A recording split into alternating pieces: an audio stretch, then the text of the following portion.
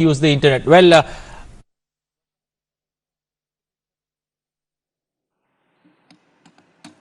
साथियों, आपसे चर्चा करके आपके नए नए आइडिया सुनकर आपके अनुभव और आपकी सोच को मुझे जानने का अच्छा अवसर मिला और मुझे खुशी है कि देश की शासन व्यवस्था में बहुत बड़ी भूमिका संभालने वाली ये हमारी युवा पीढ़ी आउट ऑफ द बॉक्स सोचने के लिए तैयार है, नया करने का इरादा रखती है। तो मुझे आपकी इन बातों में से एक नई आशा का संचार हुआ है और इसलिए मैं आपको बधाई देता हूं। पिछली बार आज के ही दिन केवड़िया में आपसे पहले वाले ऑफिसर्स ट्रेनिंग के साथ मेरी बड़ी विस्तार से बातचीत हुई थी और तय यही हुआ था कि प्रति वर्ष इस विशेष आयोजन आरंभ के लिए यहीं सरदार पटेल का जो स्टैच्यू है, मां नर्मदा का तट है, वहीं पर हम मिलेंगे और साथ रह करके हम सब चिंतन मनन करेंगे और प्रारंभिक अवस्था में ही हम अपने विचारों को एक शेप देने का प्रयास करेंगे। लेकिन कोरोना की वजह से इस बार ये संभव नहीं हो पाया है। इस बार आप सब मसूरी में हैं, वर्चुअल तरीके से जुड़े हुए हैं। इस व्यवस्था से जुड़े सभी लोगों से मेरा आग्रह है कि जैसे ही कोरोना का प्रभाव और कम हो, मैं सभी अधिकारियों से भी कह करके रखता हूं कि आप जरूर सभी एक साथ एक छोटा सा कैंप यहीं सरदार पटेल की इस भव्य प्रतिमा के सानिध्य में लगाइए, कुछ समय यहां बिताइए और भारत के इस अनोखे शहर को, यानी एक टूरिस्ट डेस्टिनेशन कैसे डेवलप हो रहा है, उसको भी आप जरूर अनुभव करें। साथियों, एक साल पहले जो स्थितियां थी, आज जो स्थितियां हैं, उसमें बहुत बड़ा फर्क है। मुझे विश्वास है कि संकट के इस समय में देश ने जिस तरह काम किया, देश की व्यवस्थाओं ने जिस तरह काम किया, उससे आपने भी बहुत कुछ सीखा होगा। अगर आपने सिर्फ देखा नहीं होगा, ऑब्जर्व किया होगा, तो आपको भी बहुत कुछ आत्मसात करने जैसा लगा होगा। कोरोना से लड़ाई के लिए अनेकों ऐसी चीजें जिनके लिए देश दूसरों पर निर्भर था, आज भारत उनमें से कई को निर्यात करने की स्थिति में आ गया है। संकल्प से सिद्धि का यह बहुत ही शानदार उदाहरण है। साथियों, आज भारत की विकास यात्रा के जिस महत्वपूर्ण कालखंड में आप हैं, जिस समय आप सिविल सेवा में आए हैं, वो बहुत विशेष है। आपका बैच जब काम करना शुरू करेगा, जब आप सही मायने में फील्ड में जाना शुरू करेंगे, तो आप वो समय होगा जब भारत अपनी स्वतंत्रता के 75 वर्ष में होगा। ये बड़ा माइलस्टोन है, यानी आपकी इस व्यवस्था में प्रवेश और भारत का 75वां आजादी का पर्व। और साथियों, आप ही वो ऑफिसर्स हैं, इस बात को मेरी भूलना मत। आज हो सके तो रूम में जाकर के डायरी में लिख दीजिए। साथियों, आप ही वो ऑफिसर्स हैं जो उस समय में भी देश सेवा में होंगे, अपने कैरियर के, अपने जीवन के महत्वपूर्ण पड़ाव में होंगे, जब भारत अपनी स्वतंत्रता के 100 वर्ष मनाएगा। आजादी के 75 वर्ष से 100 वर्ष के बीच के ये 25 साल भारत के लिए बहुत ज्यादा अहम है और आप आप वो भाग्यशाली पीढ़ी हो, आप वो लोग हैं जो इन 25 वर्षों में सबसे अहम प्रशासनिक व्यवस्थाओं का हिस्सा होंगे। अगले 25 वर्षों में देश की रक्षा, सुरक्षा, गरीबों का कल्याण, किसानों का कल्याण, महिलाओं, नौजवानों का हित, वैश्विक स्तर पर भारत का एक उचित स्थान, बहुत बड़ा दायित्व आप लोगों पर है। हम में से अनेकों लोग तब आपके बीच नहीं होंगे, लेकिन आप रहेंगे, आपके संकल्प रहेंगे, आपके संकल्पों की सिद्धि रहेगी। और इसलिए आज के इस पावन दिन आपको अपने से बहुत सारे वायदे करने हैं, मुझे नहीं, खुद से। वो वायदे जिनके साक्षी सिर्फ और सिर्फ आप होंगे, आपकी आत्मा होगी। मेरा आपसे आग्रह है कि आज की रात सोने से पहले खुद को आधा घंटा जरूर दीजिएगा।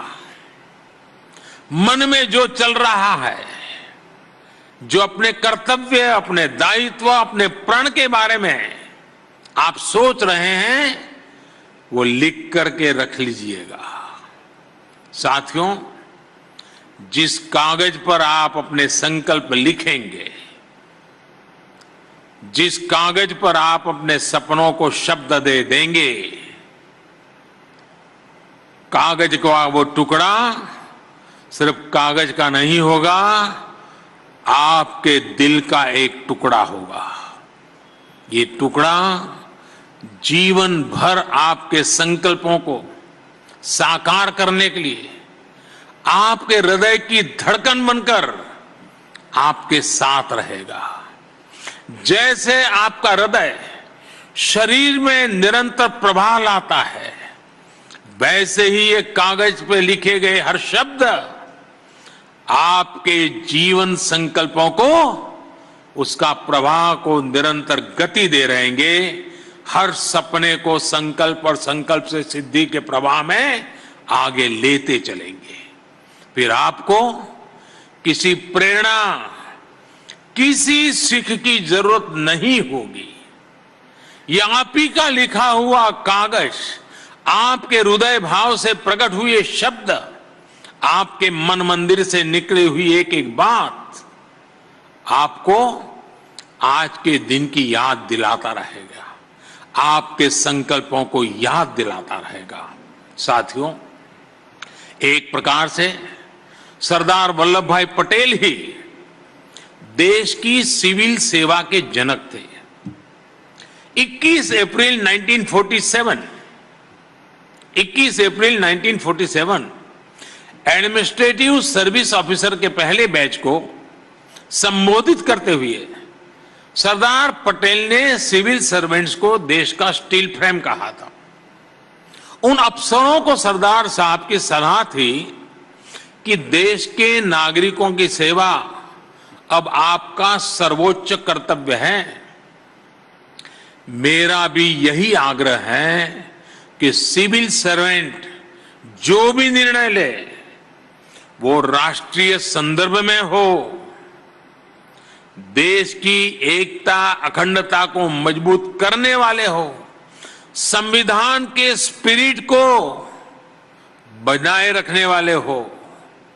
आपका क्षेत्र भले ही छोटा हो, आप जिस विभाग को संभालें उसका दायरा भले ही कम हो, लेकिन फैसलों में हमेशा देश का हित, लोगों का हित होना चाहिए, एक नेशनल पर्सपेक्टिव होना चाहिए। साथियों, स्टील फ्रेम का काम सिर्फ आधार देना, सिर्फ चली आ रही व्यवस्थाओं को संभालना ही नहीं होता है। स्टील फ्रेम का काम देश को यह एहसास दिलाना भी होता है कि बड़े से बड़ा संकट हो या फिर बड़े से बड़े बदलाव, आप एक ताकत बनकर देश को आगे बढ़ाने में अपना दायित्व निभाएंगे। आप एक फैसिलिटेटर की तरह सफलतापूर्वक अपने दायित्वों को पूरा करेंगे।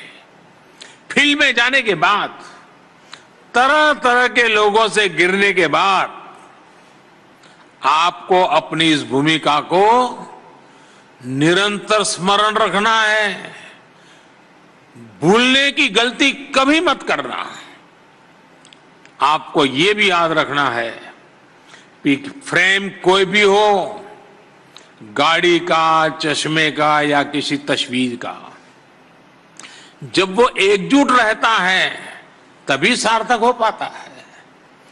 आप जिस स्टील फ्रेम का प्रतिनिधित्व कर रहे हैं उसका भी ज्यादा प्रभाव तभी होगा जब आप टीम में रहेंगे, टीम की तरह काम करेंगे। आगे जाकर आपको पूरे पूरे जिले संभालने हैं, अलग अलग विभागों का नेतृत्व करना है। भविष्य में आप ऐसे फैसले भी लेंगे जिनका प्रभाव पूरे राज्य पर होगा, पूरे देश में होगा। उस समय आपकी ये टीम भावना आपके और ज्यादा काम आने वाली है। जब आप अपने व्यक्तिगत संकल्पों के साथ देश हित के बृहद लक्ष्य को जोड़ लेंगे, भले ही किसी भी सर्विस के हों, एक टीम की तरह पूरी ताकत लगा देंगे तो आप भी सफल होंगे। और मैं विश्वास से कहता हूं, देश भी कभी विफल नहीं होगा। साथियों, सरदार पटेल ने एक भारत श्रेष्ठ भारत का सपना देखा था। उनका ये सपना आत्मनिर्भर भारत से जुड़ा हुआ था। कोरोना वैश्विक महामारी के दौरान भी जो हमें सबसे बड़ा सबक मिला है वो आत्मनिर्भरता का ही है। आज एक भारत श्रेष्ठ भारत की भावना, आत्मनिर्भर भारत की भावना एक नवीन भारत का निर्माण होते हुए देख रही है। नवीन होने के कई अर्थ हो सकते हैं, कई भाव हो सकते हैं, लेकिन मेरे लिए नवीन का अर्थ यही नहीं है कि आप केवल पुराने को हटा दें और कुछ नया ले आए। मेरे लिए नवीन का अर्थ है कायाकल्प करना, क्रिएटिव होना, फ्रेश होना, एनर्जेटिक होना। मेरे लिए नवीन होने का अर्थ है जो पुराना है उसे और अधिक प्रासंगिक बनाना, जो कालबाह्य है उसे छोड़ते चले जाना। छोड़ने के लिए भी साहस लगता है।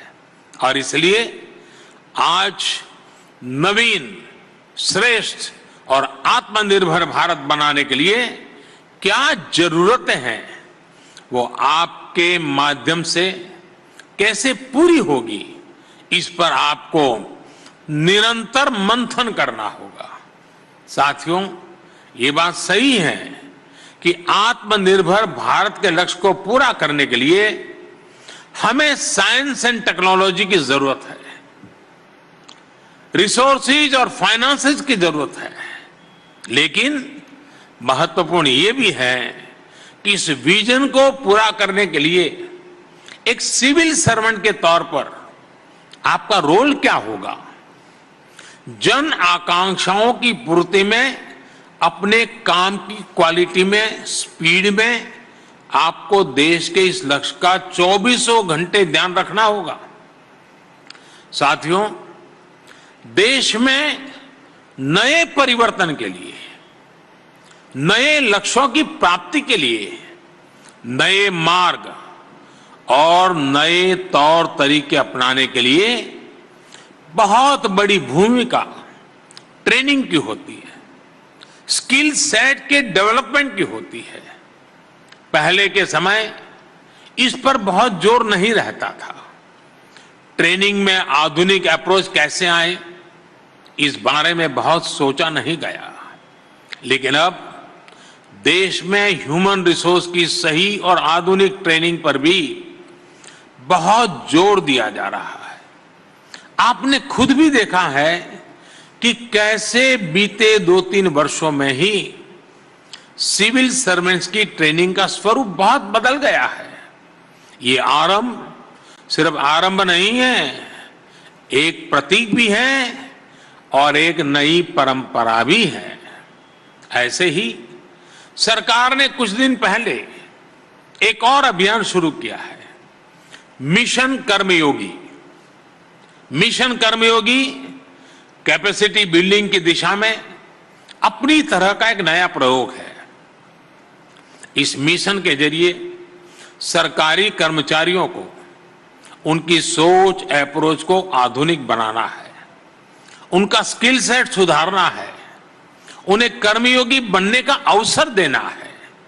साथियों, गीता में भगवान कृष्ण ने कहा है, यज्ञ अर्थात कर्मणः अन्यत्र लोकः अयम कर्म बंधनः। अर्थात यज्ञ यानी सेवा के अलावा स्वार्थ के लिए किए गए काम कर्तव्य नहीं होते, वो उल्टा हमें ही बांधने वाला काम होता है। कर्म वही है जो एक बड़े विजन के साथ किया जाए, एक बड़े लक्ष्य के लिए किया जाए। इसी कर्म का कर्मयोगी हम सबको बनना है। मुझे भी बनना है, आपको भी बनना है, हम सबको बनना है। साथियों, आप सभी जिस बड़े और लंबे सफर पर निकल रहे हैं, उसमें रूल्स का बहुत योगदान है। लेकिन इसके साथ ही आपको रोल पर भी बहुत ज्यादा फोकस करना है। रूल एंड रोल, लगातार संघर्ष चलेगा, लगातार तनाव आएगा। रूल्स का अपना महत्व है, रोल की अपनी महत्वपूर्ण जिम्मेवारी है। इन दोनों का बैलेंस, यही तो आपके लिए टाइट रोप पर चलने वाला खेल है। बीते कुछ समय से सरकार ने भी रोल बेस्ड अप्रोच पर काफी जोर दिया है। इसके नतीजे भी दिखाई दे रहे हैं। पहला, सिविल सर्विसेज में कैपेसिटी और कॉम्पिटेंसी, उसके क्रिएशन के लिए नया आर्किटेक्चर खड़ा हुआ है। दूसरा, सीखने के तौर तरीके डेमोक्रेटाइज हुए हैं। और तीसरा, हर ऑफिसर के लिए उसकी क्षमता और अपेक्षा के हिसाब से उसका दायित्व भी तय हो रहा है। इस अप्रोच के साथ काम करने के पीछे सोच ये है कि जब आप हर रोल में अपनी भूमिका अच्छे से निभाएंगे तो आप अपनी ओवरऑल लाइफ में भी सकारात्मक रहेंगे। यही सकारात्मकता आपकी सफलता के रास्ते खोलेगी, आपको एक कर्मयोगी के रूप में जीवन के संतोष का बहुत बड़ा कारण बनेगी।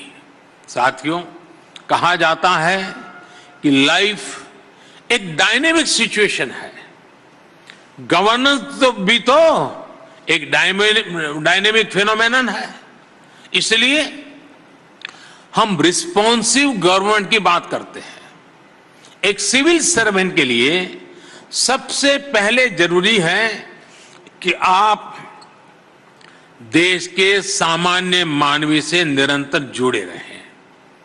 जब आप लोग से जुड़ेंगे तो लोकतंत्र में काम करना और आसान हो जाएगा।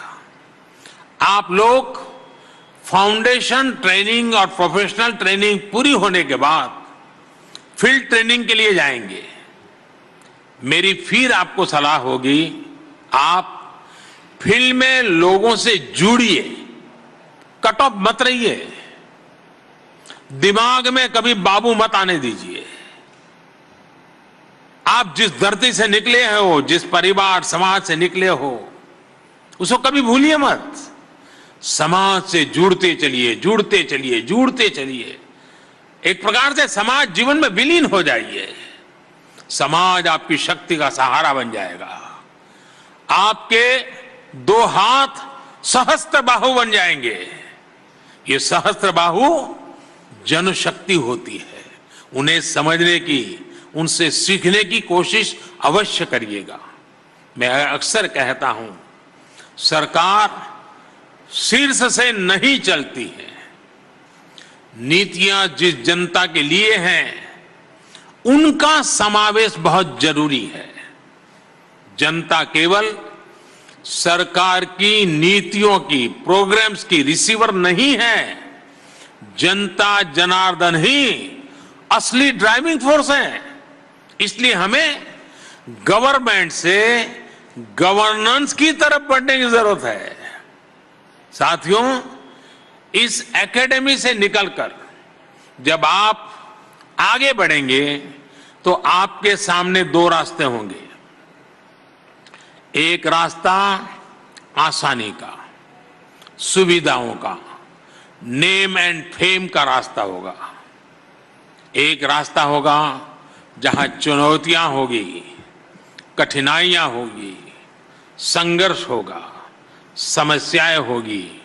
लेकिन मैं अपने अनुभव से मैं आज आपसे एक बात कहना चाहता हूं। आपको असली कठिनाई तभी होगी जब आप आसान रास्ते पकड़ेंगे। आपने देखा होगा, जो सड़क सीधी होती है, कोई मोड़ नहीं होते हैं, वहां सबसे ज्यादा अकस्मात होते हैं। लेकिन जो टेढ़ी मेढ़ी मोड़ वाली सड़क होती है, वहां ड्राइवर बड़ा कॉन्शियस होता है, वहां अकस्मात कम होते हैं। और इसलिए सीधा सरल रास्ता कभी न कभी बहुत बड़ा कठिन बन जाता है।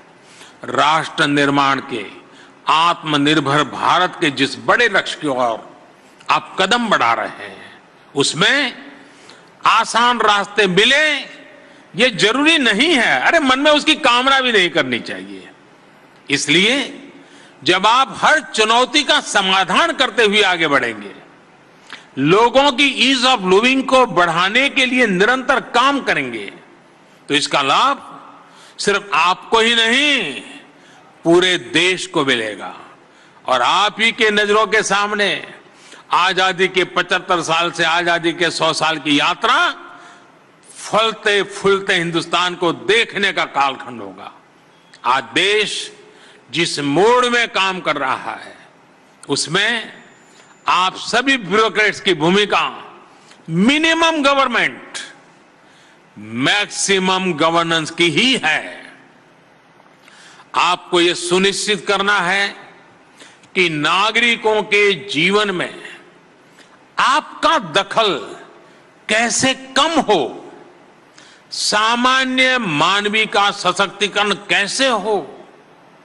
हमारे यहां उपनिषद में कहा गया है, न तत् द्वितीयम अस्ति, न तत् द्वितीयम अस्ति, अर्थात कोई दूसरा नहीं है, कोई मुझसे अलग नहीं है। जो भी काम करिए, जिस किसी के लिए भी करिए, अपना समझकर करिए। और मैं अपने अनुभव से ही कहूंगा कि जब आप अपने विभाग को, सामान्य जनों को अपना परिवार समझकर काम करेंगे, तो आपको कभी थकान नहीं होगी। हमेशा आप नई ऊर्जा से भरे रहेंगे।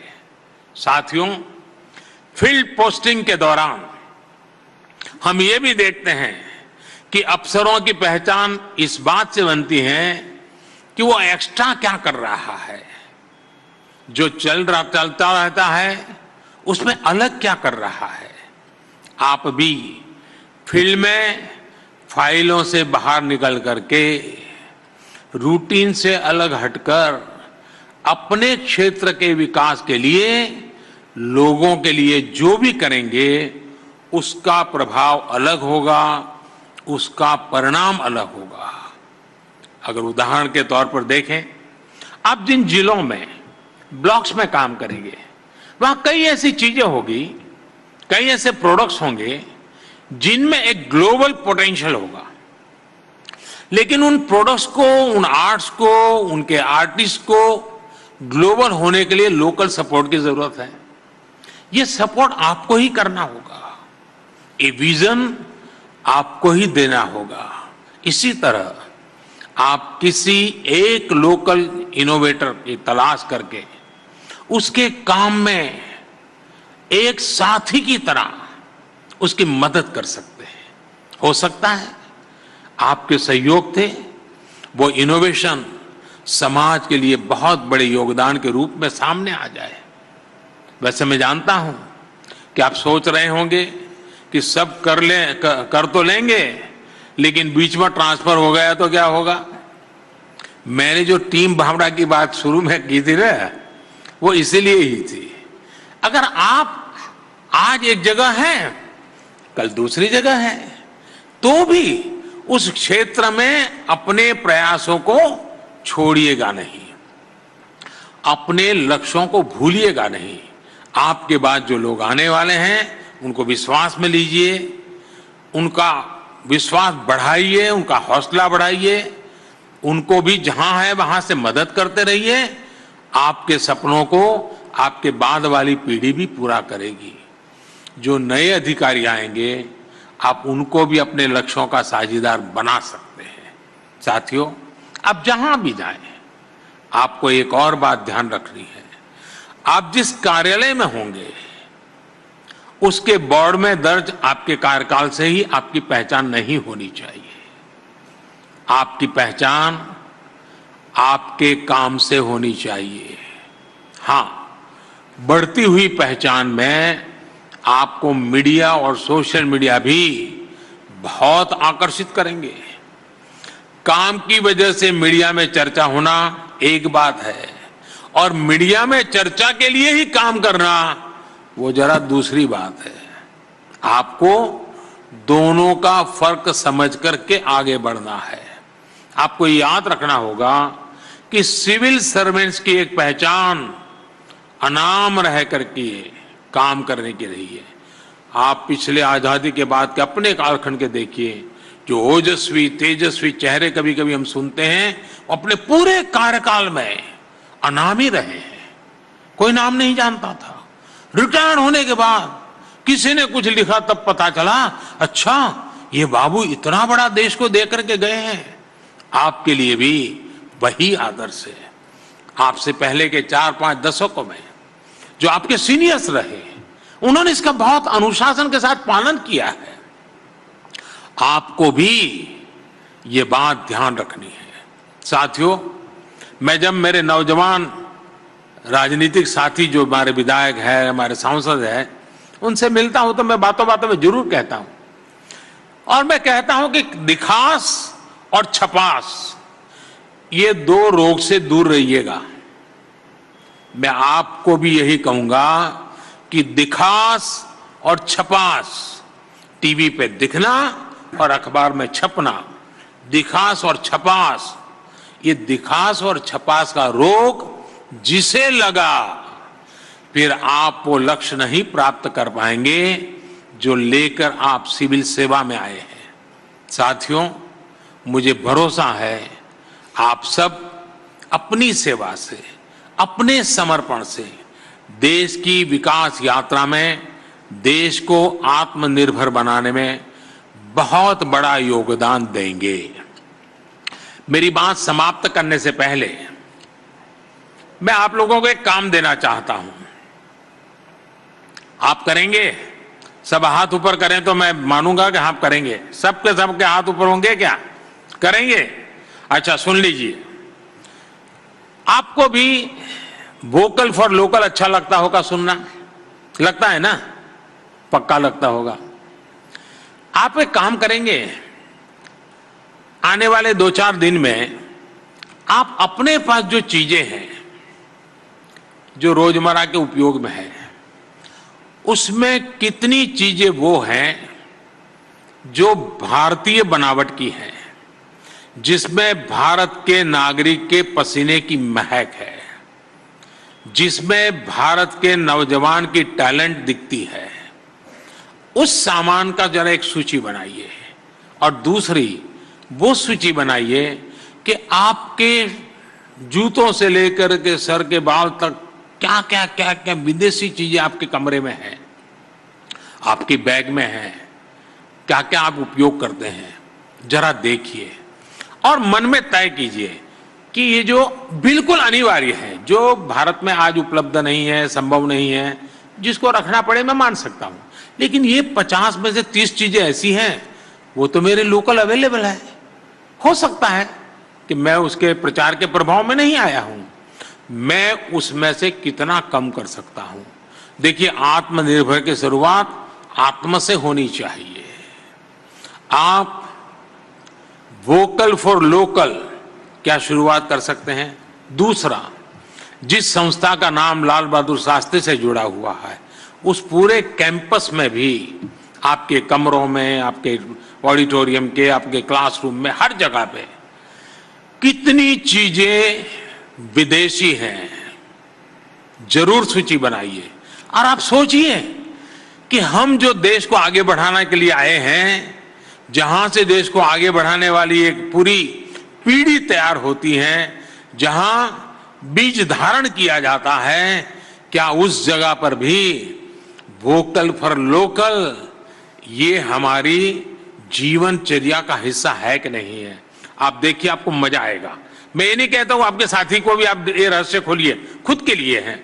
आपको देखिए, आपने बिना कारण ऐसी ऐसी चीजें आपके पास पड़ी होगी जो हिंदुस्तान के होने के बाद भी आपने बाहर की ले ली है, आपको पता भी नहीं है बाहर की है।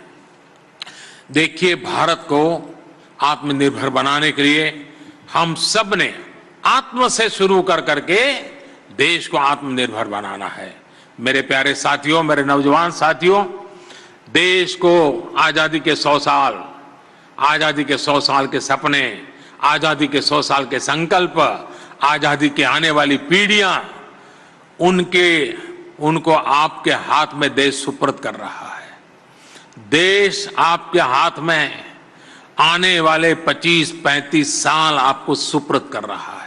इतनी बड़ी भेंट आपको मिल रही है, आप उसको बड़ी जीवन का एक अहोभाग्य मान करके अपने हाथ में लीजिए, अपने कर कमलों में लीजिए, कर्मयोगी का भाव जगाइए, कर्मयोग के रास्ते पर चलने के लिए आप आगे बढ़िए। इसी शुभकामनाओं के साथ आप सभी को एक बार बहुत बहुत बधाई देता हूं। मैं आपका बहुत बहुत धन्यवाद करता हूं और मैं आपको विश्वास दिलाता हूं, मैं प्रति पल आपके साथ हूं, मैं पल पल आपके साथ हूं। जब भी जरूरत पड़े आप मेरा दरवाजा खटखटा सकते हैं। जब तक मैं हूं, जहां भी हूं, मैं आपका दोस्त हूं, आपका साथी हूं। हम सब मिलकर के आजादी के 100 साल के सपने साकार करने का अभी से काम प्रारंभ करें। आइए हम सब आगे बढ़ते हैं। बहुत बहुत धन्यवाद।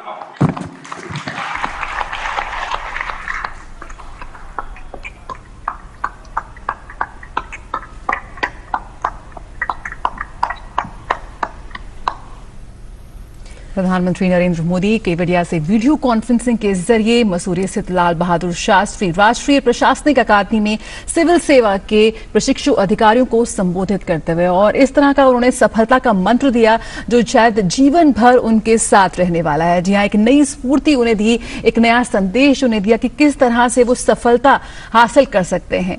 प्रधानमंत्री ने साफ तौर पर कहा कि उन्हें रूल और रोल के बीच एक तालमेल, एक संतुलन बनाने की जरूरत है। जिस तरह से रूल का महत्व है तो वहीं रूल की जिम्मेदारी भी बहुत ही महत्वपूर्ण है। साथ ही उन्होंने कहा कि लोगों से जुड़ना, लोगों के बीच रहना, समाज से जुड़ना और समाज में विलीन हो जाना ही उनके लिए बहुत ही कारगर साबित होगा और समाज को उन्हें अपनी शक्ति बनाना है और इसी के लिए उन्हें आगे बढ़ना है। उन्होंने कहा कि जनता जनार्दन ही हमारी असली ड्राइविंग फोर्स है। साथ ही साथ एक बार फिर प्रधानमंत्री ने जो मिनिमम गवर्नमेंट और मैक्सिमम गवर्नेंस का उनका मंत्र है उसको एक बार फिर रेखांकित किया और उनसे कहा कि अब इन प्रशिक्षुओं को ही आगे चलकर इसे और आगे बढ़ाना है और जिस मोड़ मोड़ में इस वक्त भारत काम कर रहा है, सिविल सर्वेंट्स की भूमिका इस वक्त बहुत ज्यादा बढ़ जाती है और उन्हें कम से कम नागरिकों के जीवन में दखल देना है। साथ ही साथ प्रधानमंत्री ने कहा कि लोकल इनोवेटर को किस तरह से वो पहचान कर उसे उभारने में, उसे सींचने में मदद कर सकते हैं। साथ ही साथ जो लगातार हम बात करते हैं कि सिविल सर्वेंट्स की हमारा ट्रांसफर हो जाएगा, हमारा तबादला हो जाएगा, लेकिन उसके बाद भी आप जहां जाएंगे अपनी उस जिम्मेदारी को निभाते रहेंगे और किस तरह से दिखास व छपास के रोग से अनाम रहकर वो एक बहुत बड़ा योगदान दे सकते हैं। और लगातार जो प्रधानमंत्री वोकल फॉर लोकल की बात करते आ रहे हैं, उसको लेकर भी उन्होंने प्रशिक्षण को जाते जाते एक काम दे दिया है कि किस तरह से आत्मनिर्भर भारत अगर हमें बनाना है तो उसकी शुरुआत हमें खुद से करनी होगी। Absolutely, and in his address, in his interaction with the civil service probationers there via video conferencing, Prime Minister Modi has once again emphasized on national interest, and that has to be paramount.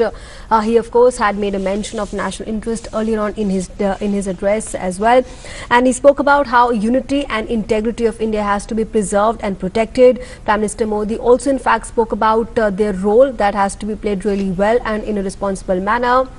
How each of their deeds has to be really focused on good for the others and good for society at large. And he also in fact focused on innovation. Innovation has to continue in every sphere of these civil servants. He was very motivating when he also said that one has to be persuasive and one has to be very perseverant when it comes to in fact fulfilling the tasks that are assigned to them. And in fact also spoke to them about how the present year 2020 is so challenging because of the COVID-19 pandemic going around the world, and so they really have to rise really up to the occasion and surmount all those challenges. And he, towards the end, he of course assured them that he's standing by them. They can have Prime Minister Modi's back. And of course, they have to make a difference in the days to come as far as, of course, while they are carrying out their duty and the responsibility towards the nation. We'll try and analyze Prime Minister Modi's interaction with the civil service probationers. Let's go across to our guest present. In fact, joining us virtually, we have Mr. Hitesh Shankar, senior journalist, and Mr. Shekhar Iyer. Thanks to both of you for joining us here on Doordarshan News and DD India. Mr. Iyer, if I can begin with you first.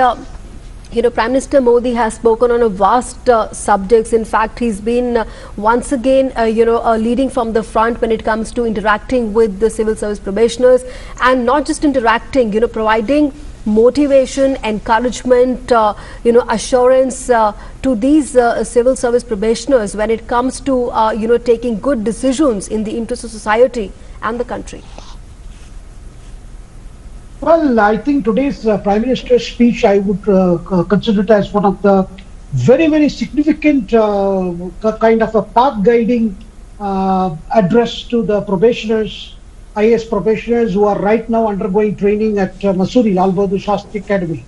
I think some of the great points that have come out today is the way he began his address. He said, look, this particular batch, which is going to come out and join service in a year's time, this is the batch which will enter service when India is completing 75 years since independence. And they are going to see the next 25 years by the time when India completes a century. Mm-hmm. And this is the period which is going to be a great period, a period of great awakening, a period where India will see reaching the zenith in terms of full capacity utilization, completely realizing its strength. So therefore, his address today was to tell the young probationers who will be tomorrow's civil servants that do not think that you are babus, do not think that you are bureaucrats. Rather, think yourself as what Sardar Patel always said, that they were civil servants. What is the meaning of civil servants? In fact, the Prime Minister went very detailed into it and saying that, look, we always talk about Sankalp to Siddhi, from a process-oriented approach to result-oriented approach. And in that process, when you do that, he said, look, every time when you are going to sleep, just ask yourself before you enter the service that look at the significance of your own role in tomorrow's administration, significance of your role in the great nation building. Do not think that you have just come to take a particular job, be a collector or a district magistrate, but you are going to be important facilitators. Right, absolutely. The emphasis on the word facilitator was very significant. And I think he also told them that right onwards they should think of what all can be done in terms of India achieving the Atmanirbharta goal, number one. What can be done in terms of promoting local for global. And number three, I think which is very important is he wanted a complete mindset change, that look at governance in terms of not something that it is a government does it, rather the driving force is the people of this great country. I think it's a very significant address, an address that will inspire these young probationers to look at their career ahead as something in which they can be important contributors to the country's growth. जी बिल्कुल शेखर जी, हमारे साथ हितेश शंकर जी भी इस वक्त जुड़े हुए हैं। हितेश जी, आपसे सवाल करेंगे कि ये जो आरंभ है, एक हम कह सकते हैं कि आरंभ 2020 जो फाउंडेशन पाठ्यक्रम चलाया जा रहा है वो भी। All right, we are getting live inputs once again from Gujarat there in Kevadia. Request both of our guests to please stay on with us. प्रशासनिक अकादमी मसूरी में 95वें फाउंडेशन कोर्स के तहत आरंभ 2020 में भाग ले रहे हैं।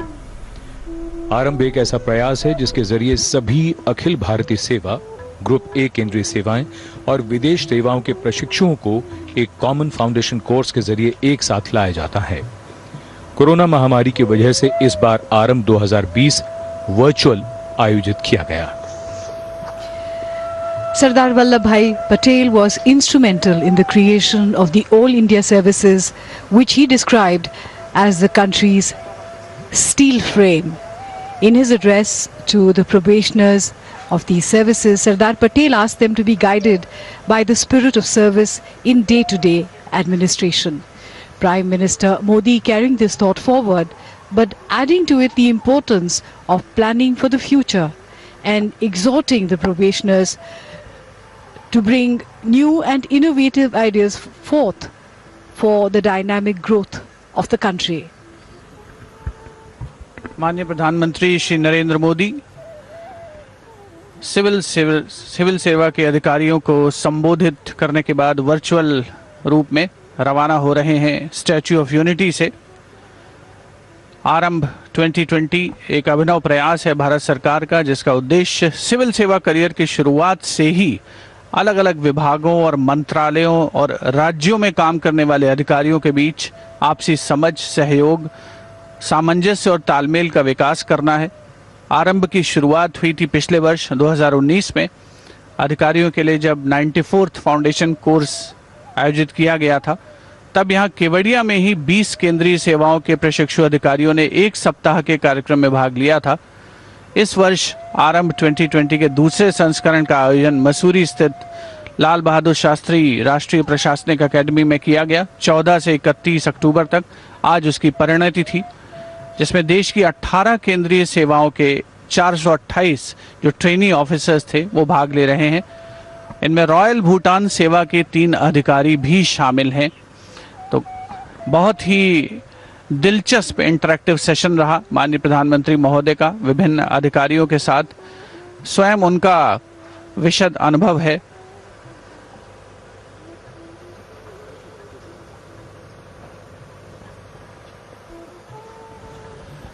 माननीय प्रधानमंत्री महोदय ने यहाँ पर जो 2 दिवसीय समारोह था उसमें कल कई जो परियोजनाएं थी उनका लोकार्पण किया, जिसमें आरोग्य वन सबसे पहले उन्होंने राष्ट्र को समर्पित किया था। आरोग्य वन अपने आप में एक बहुत ही खास आयोजन कहा जा सकता है। यहाँ आने वाले पर्यटकों के लिए भविष्य में प्रमुख आकर्षण का केंद्र होगा, जिसमें एक डिजिटल इंफॉर्मेशन सेंटर बनाया गया है। और आरोग्य वन की दरअसल जितनी भी शाखाएं हैं, जिन्हें हम कहें या उप शाखाएं हैं, उन सभी को इस डिजिटल इंफॉर्मेशन सेंटर में समाहित किया गया है। सारी जानकारी वहां पर माननीय प्रधानमंत्री महोदय ने स्वयं ली। तरह तरह के औषधीय पौधे भी लगाए गए हैं आरोग्य वन में, और वहां पर उन्होंने स्वयं जाकर के जानकारी ली। जहां पर प्रधानमंत्री महोदय को कुछ लगा कि यहाँ सुधार की गुंजाइश है, उन्होंने अपने सुझाव भी दिए और जिन्हें निश्चित तौर पर स्वीकार किया गया। अपने आप में अनोखा यह आरोग्य वन उम्मीद यही है कि आगे आने वाले समय में हजारों लोगों को यहाँ आकर्षित करेगा। अलग अलग सेक्शंस हैं इस आरोग्य वन के, जिनका भ्रमण किया माननीय प्रधानमंत्री श्री नरेंद्र मोदी ने कल। प्रकृति और मानव के बीच तालमेल को प्रदर्शित करती ये शिल्पाकृति जो आरोग्य वन में लगी है, और ये आरोग्य वन कई मायनों में खास है, क्योंकि यहाँ पर मानव शरीर में जो भी व्याधियाँ होती हैं, जो भी बीमारियाँ होती हैं, उन सब के लिए अलग अलग औषधीय पौधे लगाए गए हैं। ये एक तरह से जन जागरूकता फैलाने का भी काम है। और सबसे आकर्षक पहलू इस आरोग्य वन का है औषध मानव। 80 × 40 मीटर का ये औषध मानव लेटे हुए मनुष्य की प्रतिकृति है, और उसमें शरीर के अलग अलग हिस्सों में अगर कोई कष्ट है, कोई परेशानी है, तो वहीं पर उसके निवारण के लिए औषधीय पौधे लगाए गए हैं। और यहाँ पर आने वाले पर्यटकों को ये बात समझाने का इससे बेहतर तरीका और कुछ नहीं हो सकता था। प्रधानमंत्री नरेंद्र मोदी जब 2018 में केवड़िया की यात्रा पर थे, तभी उन्होंने ये संकल्पना की थी कि यहाँ पर एक आरोग्य वन हो, चूँकि वो भारतीय परंपरा, योग, आयुर्वेद से काफ़ी करीब से जुड़े रहे हैं। और इसी सोच को साकार किया गया बहुत ही कम समय में, लगभग 6 महीने के समय में इस आरोग्य वन को तैयार किया गया। और ये वो क्षेत्र है औषध मानव का, जो दिन के समय सेल्फी पॉइंट बन जाता है, और जब सूरज ढलने को होता है तो ये सनसेट पॉइंट की भूमिका भी निभाता है। And Prime Minister today also mentioned how he was very impressed by the guides that he had talked to yesterday on his visit to different places, including Arogya One and also the jungle safari. And the Prime Minister particularly mentioned how these people are from the local areas, they are tribals, and that they have learned so much and spoken with such confidence to him. Prime Minister, of course, in his addresses today had mentioned a number of things which were extremely important in both his speeches on Ekta Divas as well as to the young probationers.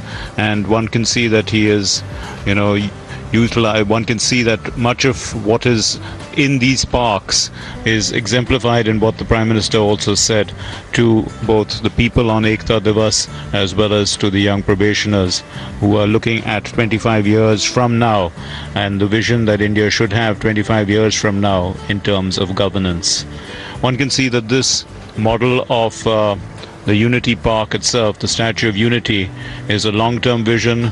It is one which is going to bring in a huge amount of employment. It's going to see a lot of development in this region, but development which is not at the cost of displacement. It's development which is inclusive and development which takes everybody along. And that too was alluded to by the Prime Minister today.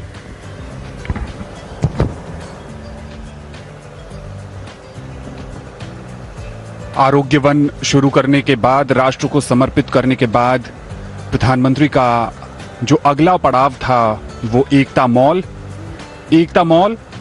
जहां पर भारत के अलग अलग राज्यों के हस्तशिल्प और हथकरघा से जुड़े उत्पादों के आउटलेट्स हैं। और ये कई मायनों में बेहद ख़ास है, क्योंकि जो एक भारत श्रेष्ठ भारत की पहल है, उसके तहत अलग अलग राज्यों के कलाकार जब एक जगह पर मिलते हैं और अपने उत्पादों का प्रदर्शन करते हैं, तो न सिर्फ उनके रोजगार के क्षेत्र में उन्नति होती है, तरक्की होती है, साथ ही साथ एक दूसरे से सीखने का और भारतीय संस्कृति को समझने का भी अवसर मिलता है। यहाँ प्रधानमंत्री कई स्टॉल्स में गए, जिनमें जम्मू कश्मीर का स्टॉल बेहद खास रहा। ये पूर्वोत्तर का स्टॉल है जो पूरब श्री के नाम से एकता मॉल में है। Yes, and we can see that the Prime Minister spent some time at the mall of the Northeastern Development Handloom and Handicrafts Development Corporation.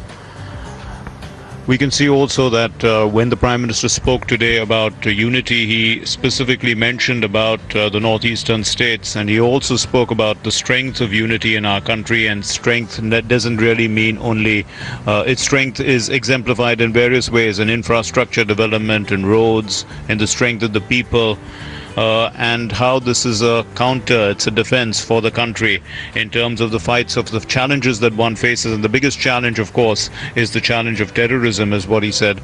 And we can see that the Prime Minister here now in Ekta Mall, which he did yesterday, this visit, which is symbolic of really the unity and diversity of the country, but the cultural aspects of that unity also, which is in terms of handicrafts and handlooms which are unique to our country and should be promoted, which has been close to the heart of the Prime Minister for a long time, in being vocal about local, being vocal about khadi, being vocal about handlooms, which is providing a lot of employment to self-help, to people in general, and very specifically branding India as well.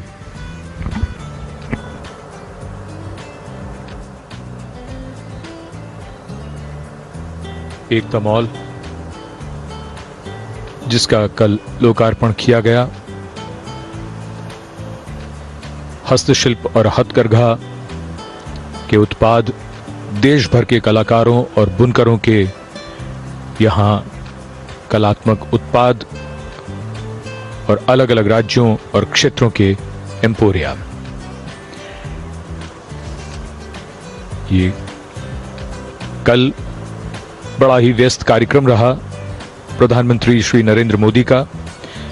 सबसे पहले वे आरोग्य one गए, उसका लोकार्पण किया, उसके बाद एकता mall, और एकता मॉल के बाद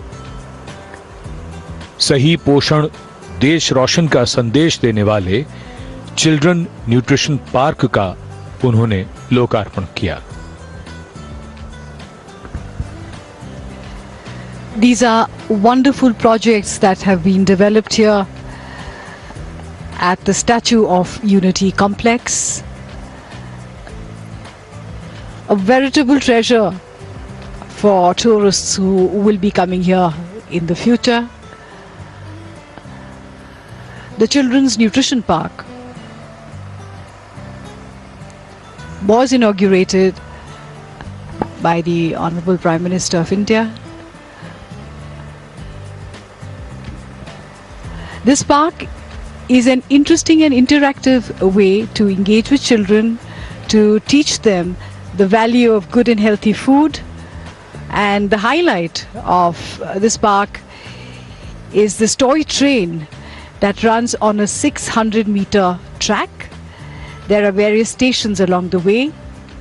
Each station looks at some or the other aspect of food and nutrition and encourages children to discover what lies behind good food and healthy eating, and in the process, instead of running away from healthy food and veering towards junk food, this park inspires children to eat what their mothers tell them to. And we saw that the Prime Minister and the Chief Minister and the others. This, in fact, is live coverage that we're getting today. Prime Minister now moving towards Talab 3, which is where the aerodrome is, and this is where the seaplane will land and take off. There is a seaplane service that is going to start, which will land on the Narmada River, which will help tourism to a great extent and also add to, you know, the other novelties that are in this park. You know, a seaplane will be that added adventure in a sense for people to come in. They can also see from the air the whole layout of the Statue of Unity. It would be quite fascinating to see it from the air. एक जल हवाई अड्डा या water aerodrome जिसका उद्घाटन करने के लिए माननीय प्रधानमंत्री श्री नरेंद्र मोदी का आगमन हो चुका है।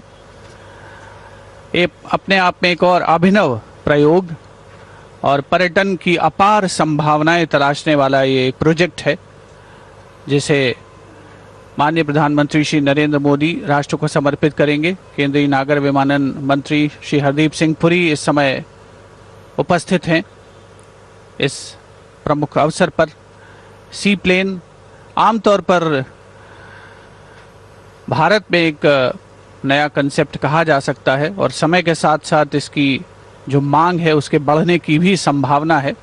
वर्तमान परिस्थितियों में इसकी प्रासंगिकता और ज़्यादा जान पड़ती है। माननीय प्रधानमंत्री श्री नरेंद्र मोदी आज इस सी प्लेन का न केवल उद्घाटन करेंगे, न केवल इस सेवा की शुरुआत करेंगे, बल्कि स्वयं भी इससे यात्रा करेंगे और ये यात्रा इनकी केवड़िया से साबरमती तक होगी।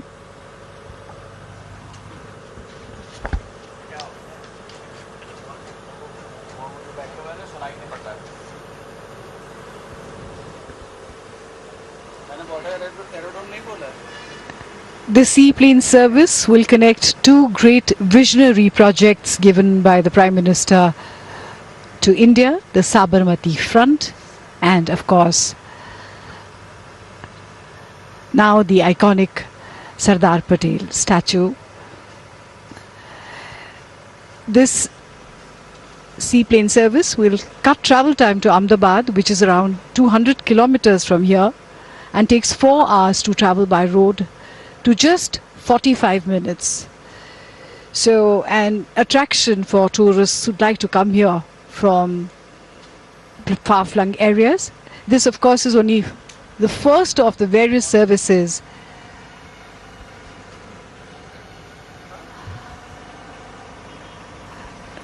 that have been started. An ambitious plan here.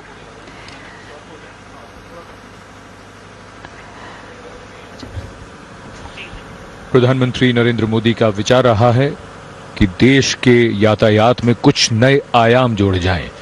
इसी दिशा में आज एक बहुत बड़ी पहल हो रही है। भारत में सी प्लेन की शुरुआत हो रही है। सरदार पटेल की जयंती पर केवड़िया से अहमदाबाद के साबरमती रिवर फ्रंट तक का मार्ग अब सी प्लेन से जुड़ जाएगा।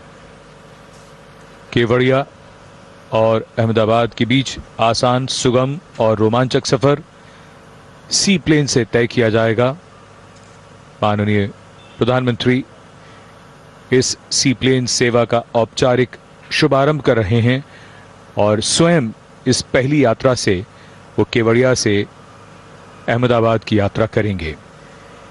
तालाब नंबर 3 का ये वाटर एरोड्रोम यानी जलीय हवाई अड्डा।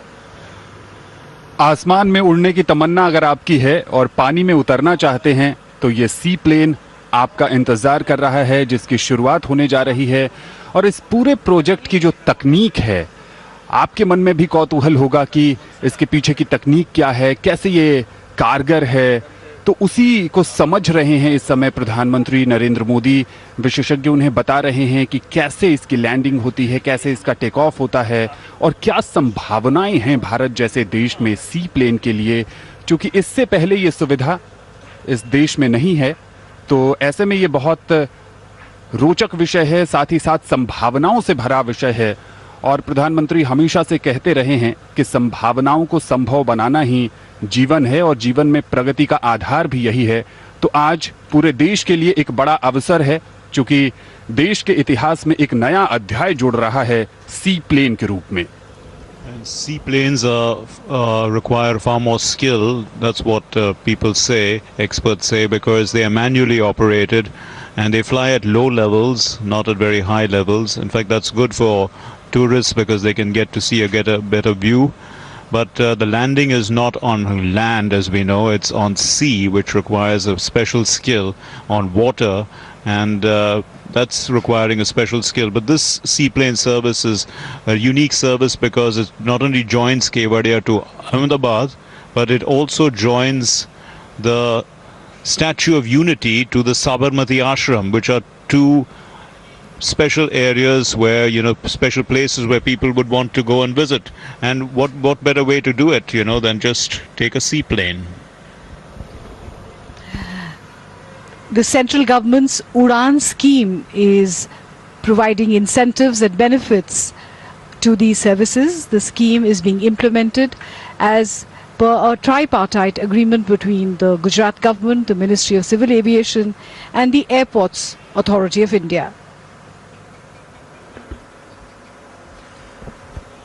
सी प्लेन एक इस तरह का जहाज होता है जो पानी की सतह से उड़ान भर सकता है और पानी पर लैंड भी कर सकता है।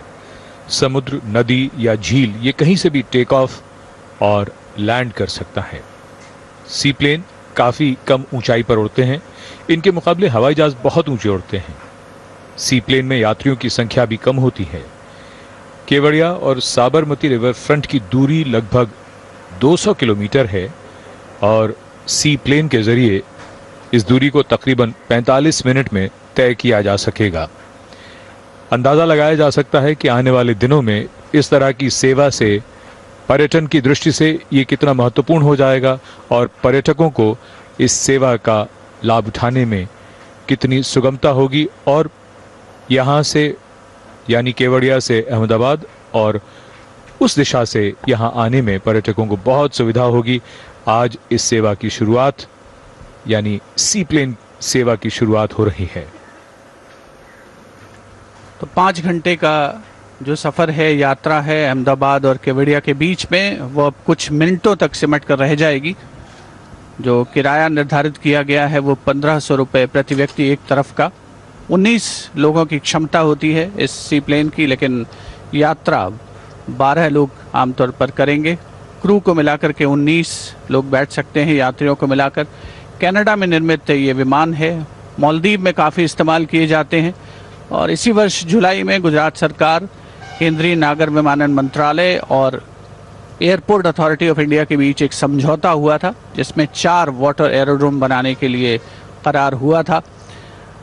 केवड़िया अहमदाबाद के बीच 2 दैनिक फ्लाइट्स करने की योजना है। माननीय प्रधानमंत्री महोदय स्वयं पहले यात्री बन रहे हैं इस अविस्मरणीय यात्रा के। 16 सी प्लेन रूट जो हैं वो चिन्हित हो चुके हैं। गुजरात में केवड़िया, अहमदाबाद, उसके अलावा पालिताना और मेहसाणा जिलों में भी संभावनाएं तलाशी जा रही हैं।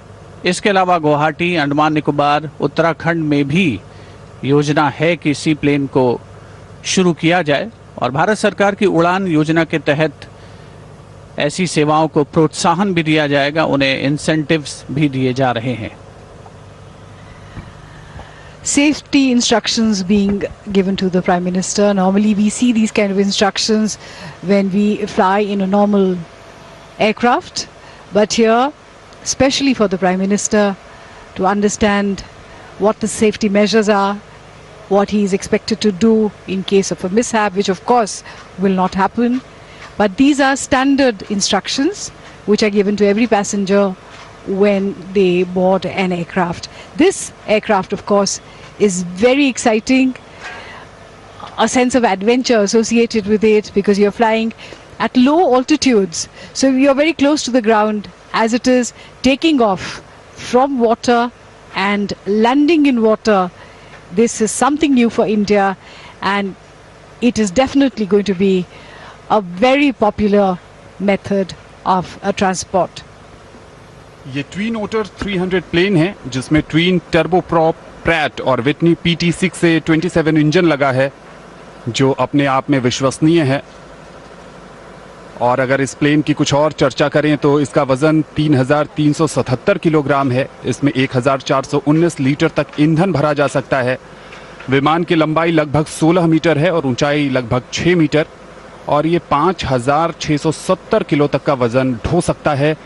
माननीय प्रधानमंत्री का ये ड्रीम प्रोजेक्ट भी रहा है सी प्लेन को भारत में लाना और इसे लोगों तक पहुंचाना और उड़े देश का आम नागरिक जो उड़ान योजना है उसमें किफ़ायती दर पर लोगों को उड़ने की सुविधा उपलब्ध कराई जाती है। ये भी प्रधानमंत्री की दूरदर्शिता का ही नतीजा था कि उड़ान योजना का शुभारंभ हुआ और आज उस उड़ान को एक और नया पंख मिलता हुआ सी प्लेन के रूप में। And this seaplane will be operated by SpiceJet, and it will be operated under a special company called Spice Shuttle, and their tickets are available online. And according to reports, the tickets start at 1,500 rupees and may move upwards. But they will have about 4 flights a day, and that will be 2 incoming flights, 2 outgoing flights. So that is as things stand. And it is going to be quite a unique experience. It's going to transform this place. In fact, the Prime Minister also spoke about the seaplane at his Ekta Divas speech today and talked about how it's going to transform this entire place. And the Statue of Unity itself is a very majestic structure, and you can see it when you land in a seaplane. It's going to be even, it's going to be a breathtaking sight. Not only that, to see the entire layout of the Statue of Unity complex from the air and then land on the Narmada River itself is going to be an unforgettable experience. So this is what tourists would be looking forward to, and I'm sure that this addition to the Statue of Unity complex is going to bring in a lot more enthusiasm, a lot more vibrance into the whole area, which is basically full of theme parks which carry one significant message, which is our country is united. The country is united largely for its own good, and it has a strength in its unity, and that strength is exemplified every day by the people of the country. In fact, the Prime Minister also in his speech today to the youngsters talked about the vision of 25 years from now, and he told them that they have to move from government to governance, and that the people matter more than anything else. The people are the ones for whom policies are decided, and they are the ones who are driving policy. So all these things that we can see that the government has intervened, including even this particular service, is really for the people and driven by the people. ये पानी और जमीन दोनों जगह से उड़ान भर सकता है, और इसके लिए सिर्फ 300 मीटर लंबे रनवे की जरूरत होती है। तो सी प्लेन की सवारी पर हैं देश के प्रधानमंत्री माननीय Shri Narendra Modi.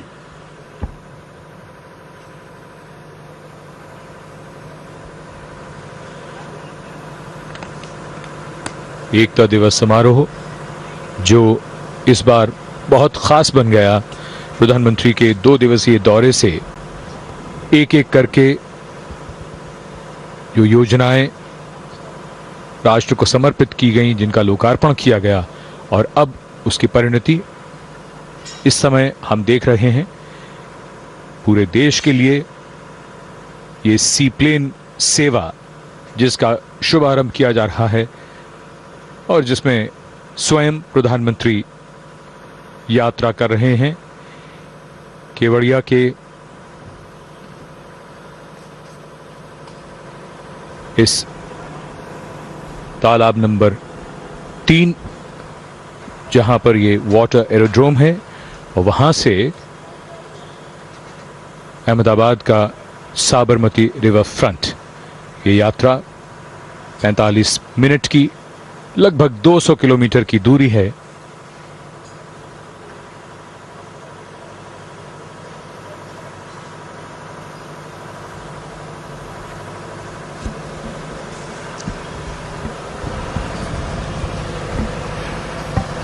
And we can see that the tail has a dolphin on it, which is also quite nice and representative also of a species that one associates with friendliness and also with the rivers in our country.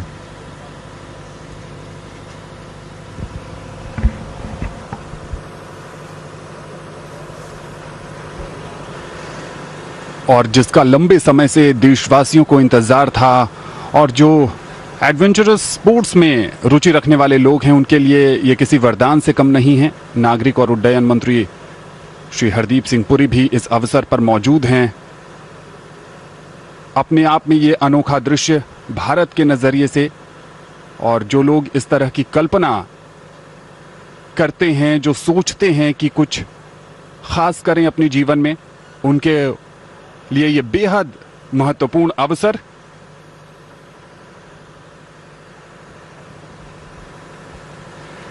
इस विमान को उड़ान के दौरान प्रति घंटे 272 litre ईंधन की जरूरत होती है, और जैसा कि हमने आपको पहले ही बताया कि दूसरे विमानों के मुकाबले ये काफी कम ऊंचाई पर उड़ सकता है।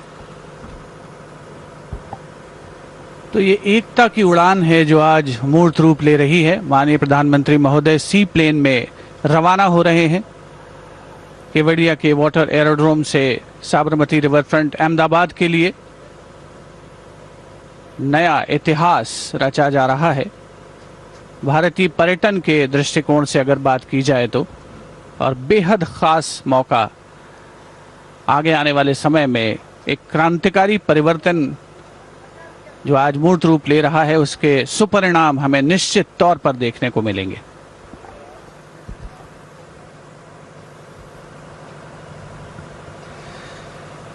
सी प्लेन, जिसकी अब तक भारत में कल्पना नहीं की गई थी कि वो यहां उड़ान भरेगा, और आज ये विचार साकार होता हुआ। सी प्लेन नर्मदा नदी के जल पर धीरे धीरे आगे बढ़ता हुआ। हवाई जहाज के मुकाबले इसे उड़ाने के लिए पायलट को बड़ी दक्षता की आवश्यकता होती है,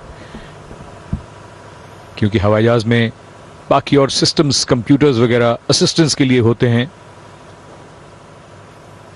इसकी टेक्नोलॉजी, इसकी तकनीक उससे भिन्न है, कुछ अलग है।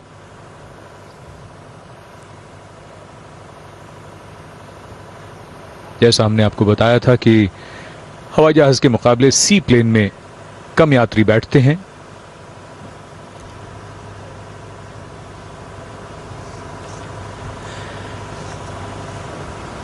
ये 19 सीटर विमान है सी प्लेन।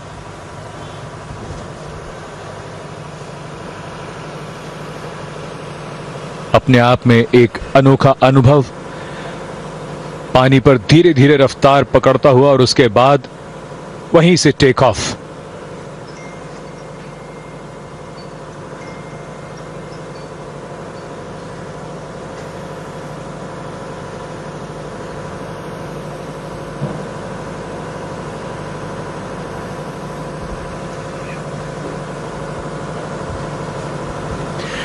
सी प्लेन की उड़ान आकाश का एक नया विस्तार, उम्मीदों का आकाश, उन उम्मीदों को पूरा करके तलाश को और विस्तार देने का आकाश।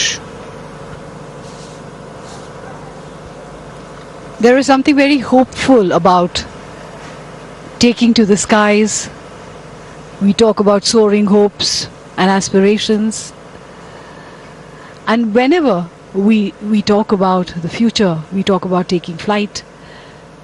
And this plane taking off like a bird from the surface of the Narmada River.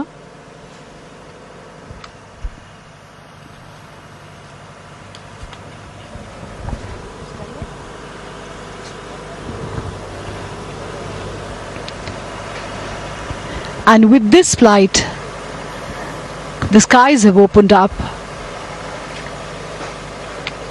for new possibilities and potential for these kind of services in India.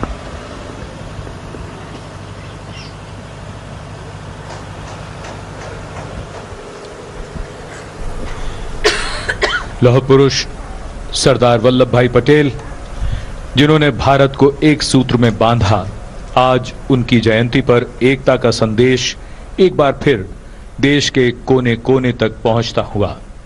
राष्ट्र निर्माण के लिए हर एक व्यक्ति आज भी सरदार पटेल के व्यक्तित्व से प्रेरणा लेता है। उनके विचार, उनका एक एक शब्द आज भी प्रासंगिक है। देश को मजबूत करने के एक एक प्रयास में उनकी प्रेरणा है। सरदार पटेल को शत शत नमन, धन्यवाद, नमस्कार। There, Prime Minister Modi inaugurating in his first seaplane service in Gujarat, and beautiful, magnificent visuals there coming in from the seaplane service, and Prime Minister Modi there inaugurating the country's first seaplane service between the Statue of Unity in Kevadia to the Sabarmati River front in Ahmedabad. This happening on the National Unity Day today, marking the 145th birth anniversary of the Iron Man of India, Sardar Vallabhbhai Patel. Prime Minister Modi there. In fact, we showed you those visuals where, of course, the seaplane services in Gujarat have been inaugurated by Prime Minister Modi.